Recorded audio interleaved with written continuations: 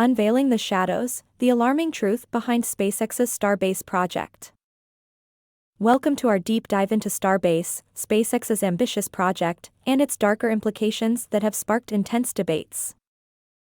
Located in Boca Chica, Texas, Starbase is where SpaceX is developing its Starship rocket, aiming for Mars colonization.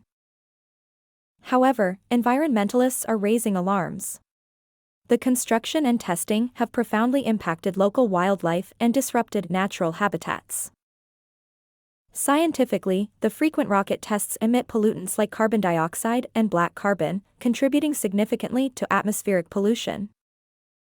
Moreover, the noise pollution from these tests is unprecedented, affecting both marine and terrestrial life in the area, causing distress and disorientation.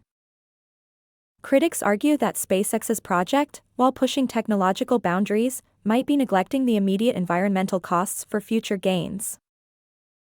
In conclusion, while Starbase represents a leap towards interstellar travel, it's essential to balance innovation with environmental preservation, ensuring a sustainable path forward.